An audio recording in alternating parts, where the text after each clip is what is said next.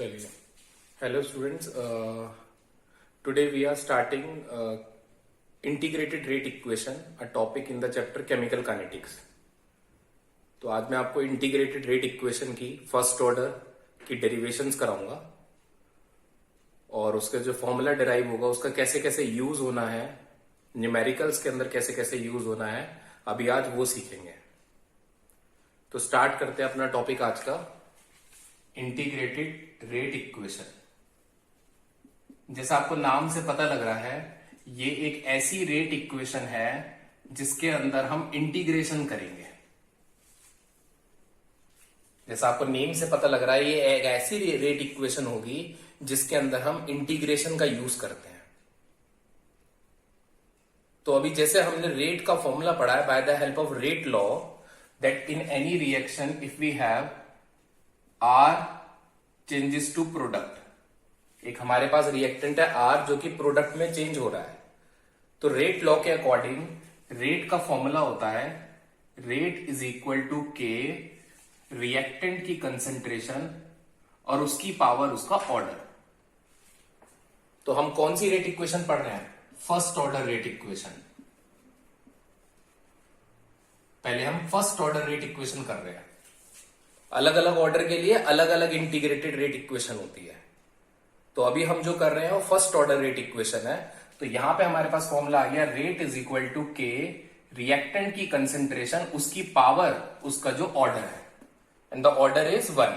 तो पावर इसकी 1 आ गई. इसे हमने इक्वेशन 1 मार्क कर लिया.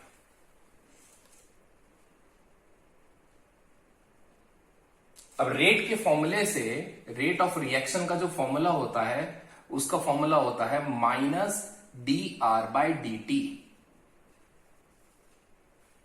This is called as instantaneous rate of reaction, minus D R by D T. Here R is concentration of reactant. तो अब हमने दो इक्वेशन देखी. एक हमने इंस्टेंटेनियस रेट ऑफ रिएक्शन की देखी, वो बराबर किसके है? Minus D R by D T के इक्वल है. और एक हमने रेट लॉ से फॉर्मूला देखा रेट का, रेट इज इक्वल टू के कंसेंट्रेशन की पावर 1. तो अब अगर हम इक्वेशन 1 और 2 को इक्वेट करते हैं, इक्वेटिंग 1 एंड 2, दोनों के एलएचएस में रेट ऑफ रिएक्शन आ रहा है. दोनों की लेफ्ट हैंड साइड में रेट ऑफ रिएक्शन आ रहा है, तो दोनों की राइट हैंड साइड को हमने इक्वल कर दिया. Minus D R by D T is equal to K into are.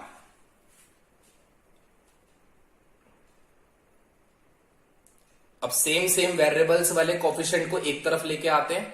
जैसे ये डी आर है तो इसके साथ आर वेरिएबल इधर ले आते हैं और डी टी इस साइड ले जाते हैं. आर वेरिएबल इस साइड ले आते हैं और डी टी इस साइड ले जाते हैं. तो क्या फॉर्मूला बन गया? Minus D R by R is equal to K into D T. अब हम इसके अंदर इंटीग्रेशन करेंगे बोथ साइड्स. अब जब हम इंटीग्रेशन करते हैं तो उसके अंदर हमें लिमिट्स पुट करनी होती है.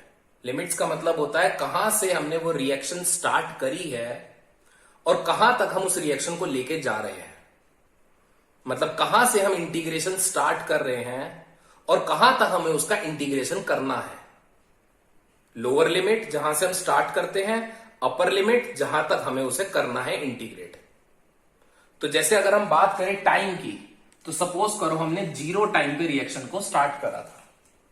हमने 0 टाइम पे रिएक्शन को स्टार्ट करा था, तो ये हो गई लोअर लिमिट. और किसी भी एक टाइम तक, टी तक, सपोज करेंगे एक टाइम टी तक हमने उसे इंटीग्रेट करा.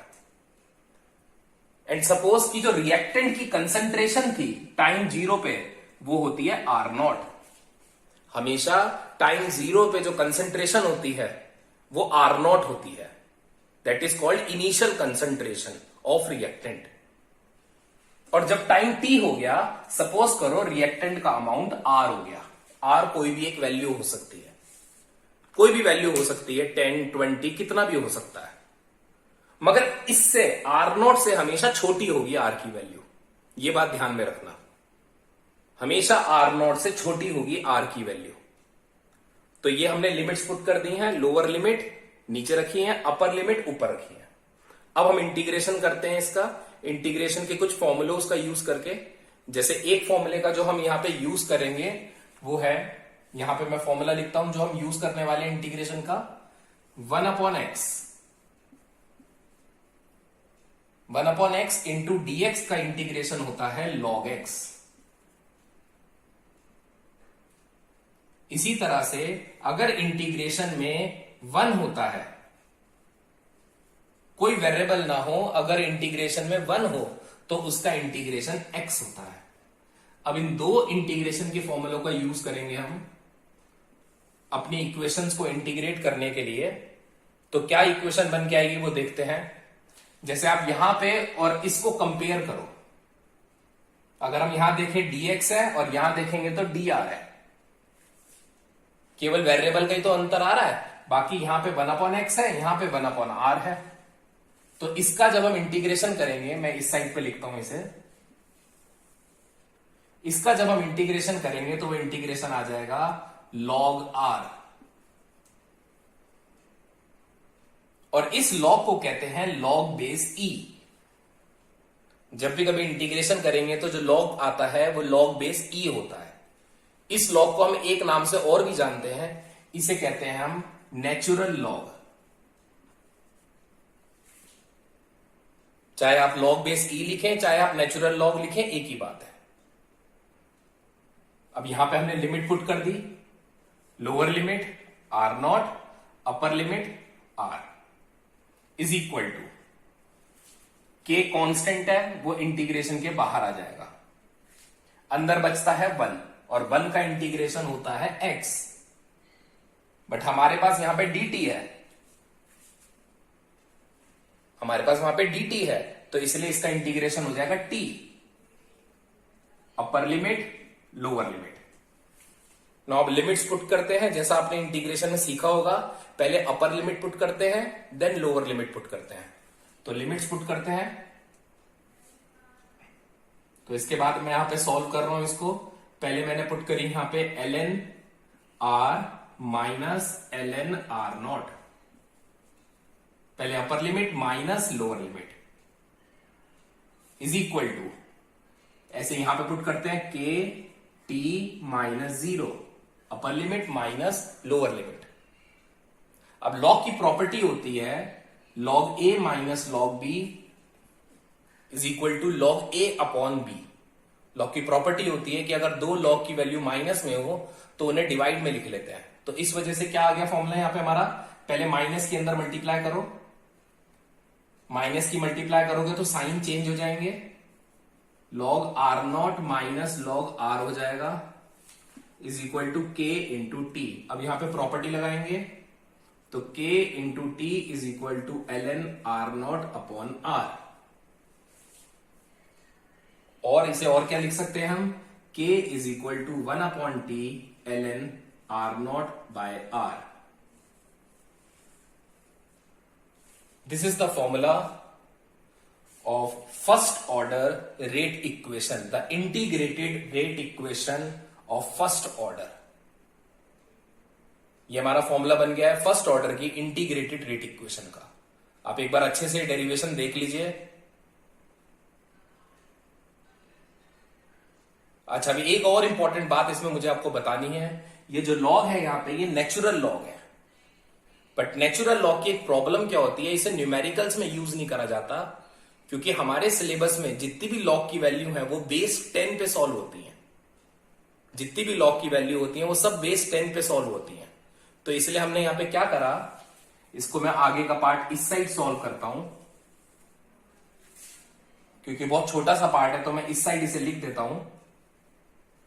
तो k इज इक्वल टू, मैंने 2.303 की मल्टीप्लाई कर दी, 2.303 की मल्टीप्लाई करने के बाद ये लॉग बेस 10 हो जाएगा।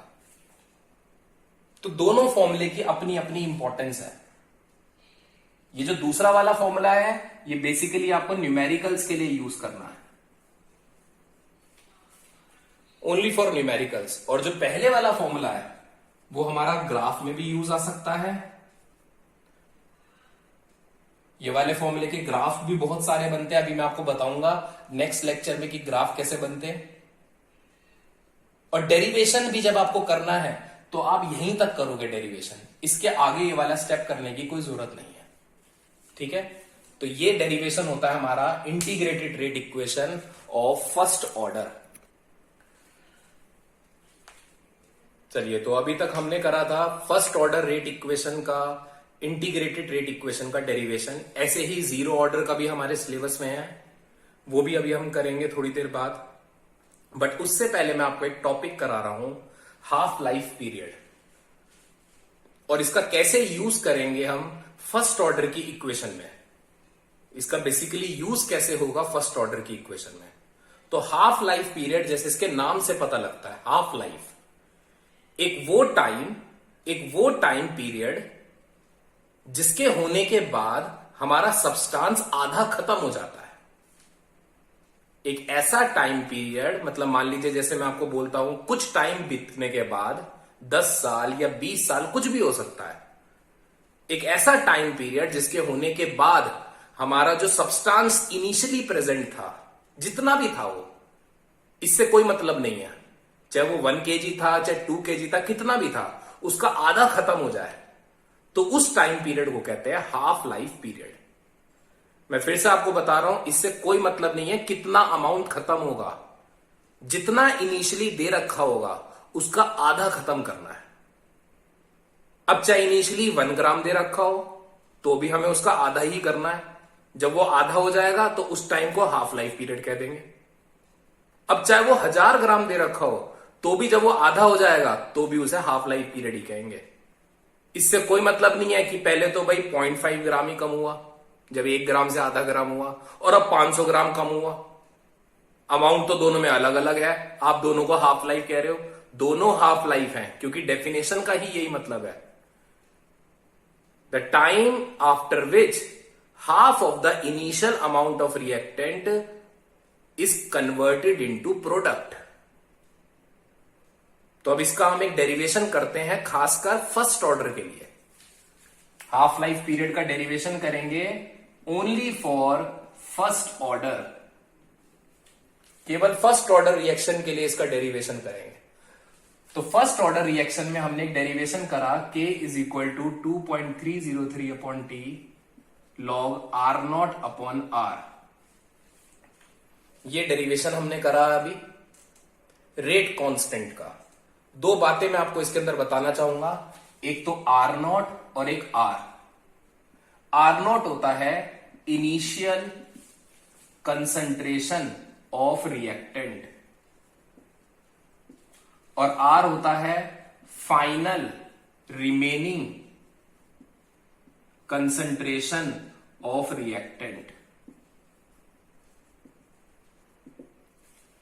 याद रखें कि ये दोनों कंसंट्रेशन रिएक्टेंट की होती हैं, प्रोडक्ट का कोई रोल नहीं है यहां पे।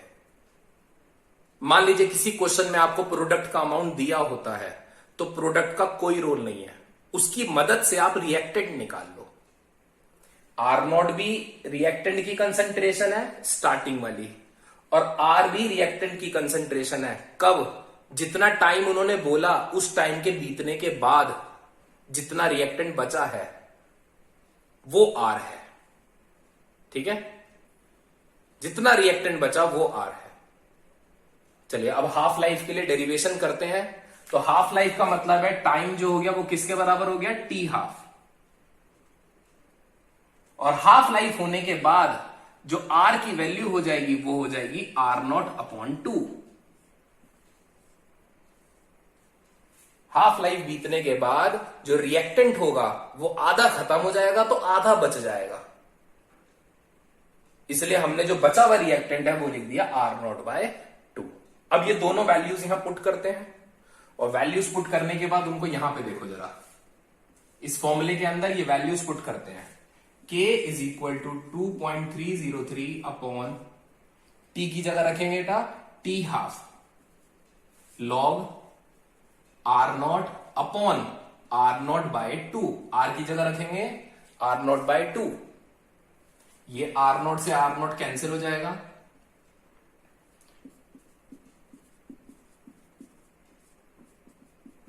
ये 2 रेसिप्रोकल होके ऊपर आ जाएगा, तो ये हो जाएगा log 2।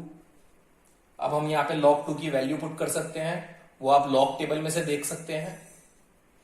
k is equal to 2.303 into इसकी वैल्यू होती है 0.3010 अपॉन टी हाफ।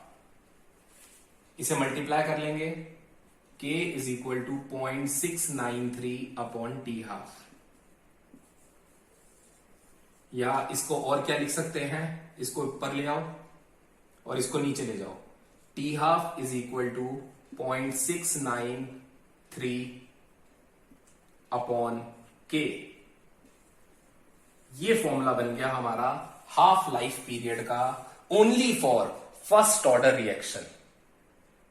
याद रखें, ये हर रिएक्शन के लिए नहीं है, ये हर क्वेश्चनों के लिए नहीं है, केवल उन्हीं क्वेश्चनों में जिनमें आपको ये मेंशन करा हुआ है कि रिएक्शन फर्स्ट ऑर्डर है, उन्हीं क्वेश्चनों में ये हाफ लाइफ का फॉर्मूला लग सकता है। या इससे पहले का जो डेरिवेशन मैंने आपको कराया, ये वाला फॉर्मूला, रेट कांस्टेंट का फॉर्मूला, ये भी केवल फर्स्ट ऑर्डर के लिए। हम जितना भी पढ़ रहे हैं आज, वो सब फर्स्ट ऑर्डर के लिए पढ़ रहे हैं। तो ये फॉर्मूले ऑर्डर वाइज होते हैं, हमें ये समझ में आया। रेट कांस्टेंट के फॉर्मूले और हाफ लाइफ के फॉर्मूले दोनों ऑर्डर वाइज होते हैं। अगर हम हाफ लाइफ के फॉर्मूले में एक इंपॉर्टेंट बात देखें, तो हाफ लाइफ के फॉर्मूले में आप देखेंगे कि ये वैल्यू कांस्टेंट होगी हमेशा, और जो डिवाइड में आ रहा है वो खुद एक कांस्टेंट है। इसका मतलब half life of first order reaction is always constant. वो कांस्टेंट होती है, वो चेंज नहीं होती है, उसकी वैल्यू हमेशा फिक्स होती है। तो ऐसी कोई सी भी रिएक्शन हो जिसके अंदर हाफ लाइफ फिक्स हो, वो हमेशा फर्स्ट ऑर्डर होगी। इसका मतलब क्या है कांस्टेंट का?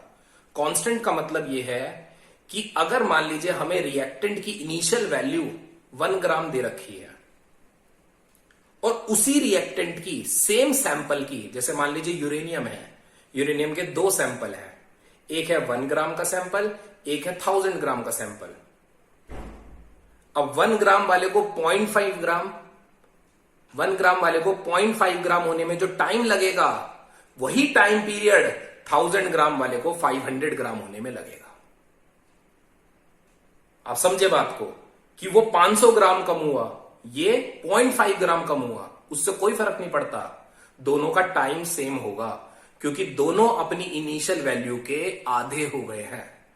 ये इस बात का मतलब है।